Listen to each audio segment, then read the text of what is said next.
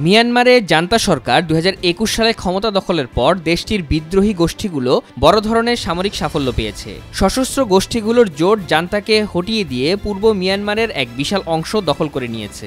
এখন প্রশ্ন হচ্ছে, তারা কি পারবে জান্তা সরকারকে ক্ষমতাচ্যুত করতে?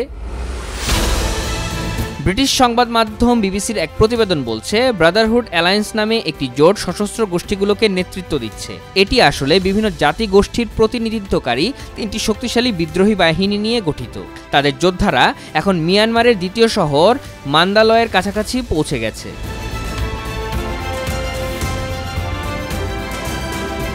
ব্রাদারহুড অ্যালায়েন্সে আছে Myanmar National Democratic Alliance Army, Ta'ang National Liberation Army এবং Arakan Army. Ta'ang National Liberation Army দেশটির পূর্ব আর আরাকান আর্মি পশ্চিমাঞ্চলের বাহিনী। Myanmar National Democratic Alliance Army MNDAA মূলত মিয়ানমারের চীন সীমান্ত লাগোয়া শান প্রদেশের উত্তরাঞ্চলে বসবাসকারী কোকাং জনগোষ্ঠীর সদস্যদের নিয়ে গঠিত। ১৯৮৯ সালে মিয়ানমারের কেন্দ্রীয় সরকারের বিরোধী এবং চীন সমর্থিত গেরিলা বাহিনী বার্মা কমিউনিস্ট পার্টি থেকে বিচ্ছিন্ন হয়ে গঠিত হয়েছিল MNDAA। এই সংগঠনটি প্রায়ই সরকারি সামরিক বাহিনীর সঙ্গে লড়াই করে কোকাংদের বসবাসের অঞ্চলটির জন্য স্বায়ত্তশাসন প্রতিষ্ঠার চেষ্টা করে থাকে। তাং বা পালাউং নামে পরিচিত জনগোষ্ঠীর সশস্ত্র বাহিনী তাং ন্যাশনাল লিবারেশন আর্মি বা TNLA ওই একই উত্তরাঞ্চলীয় শান প্রদেশের বাহিনী। তারা তাং অঞ্চলের স্বাধীনতা অর্জনের জন্য ২০০৯ সাল থেকে সরকারি বাহিনীর বিরুদ্ধে লড়াই করছে।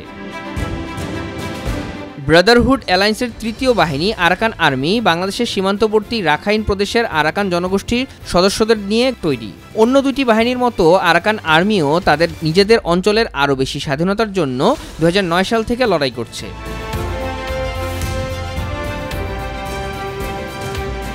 মিয়ানমারের পত্রিকা ইরাবতীর তথ্য অনুযায়ী আরাকান আর্মির শক্তিশালী অনেকগুলো ব্যাটালিয়ন রয়েছে এবং তাদের অধীনে প্রায় ৩০,০০০ সেনা রয়েছে। চীন সীমান্তের উত্তরাঞ্চলের শান রাজ্যে পরিচালিত হয় Myanmar National Democratic Alliance Army MNDAA। এই সংগঠনটির অধীনে ৪টি ব্রিগেড এবং ৬,০০০-এর মতো সেনা রয়েছে। তাং ন্যাশনাল লিবারেশন আর্মি TNLA হচ্ছে রাজনৈতিক সংগঠন পালাউং সেলফ লিবারেশন ফ্রন্টের সশস্ত্র শাখা। এর অধীনে ৭টি ব্রিগেড ও ৮,০০০ সেনা রয়েছে। সব মিলিয়ে তিন বাহিনীর সেনা সংখ্যা ৪৫ থেকে ৫০,০০০-এর মতো। শক্তির দিক থেকে ধরতে গেলে তারা মিয়ানমারের গৃহযুদ্ধে গুরুত্বপূর্ণ পক্ষ হয়ে দাঁড়িয়েছে।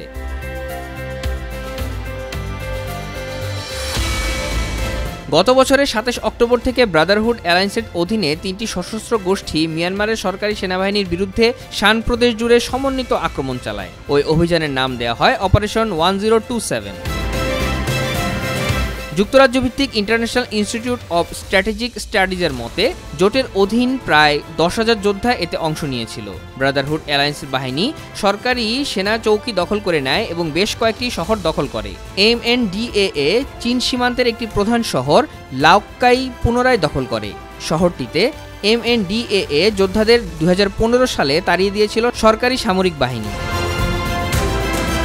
আগস্টের শেষের দিকে MNDAA উত্তরাঞ্চলীয় শান প্রদেশের লাশিওর দিকে এগোতে থাকে এবং এক সময় শহরটি দখল করে নেয়। বিদ্রোহীদের হাতে এত গুরুত্বপূর্ণ একটি সেনা কেন্দ্রের পতনের ঘটনা মিয়ানমারের ইতিহাসে আগে কখনো হয়নি। একই সময় TNLA শান প্রদেশ থেকে মধ্য মিয়ানমারে অগ্রসর হয়। সশস্ত্র গোষ্ঠীর সদস্যরা এখন মিয়ানমারের দ্বিতীয় বৃহত্তম শহর মান্দালয়ের দোরগোড়ায় অবস্থান করছে। ওই শহরটির জনসংখ্যা প্রায় ১৫ লাখ।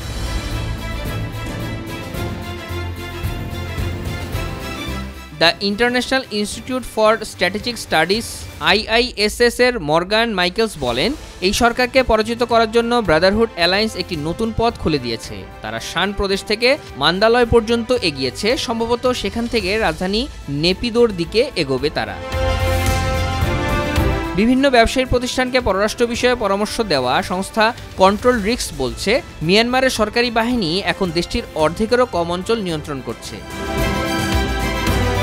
সেপ্টেম্বরের গোড়ার দিকে MNDAA একটি বিবৃতি প্রকাশ করে, যেখানে বলা হয় যে তারা মান্দালয় বা শান প্রদেশের রাজধানী তঙ্গি আক্রমণ করবে না।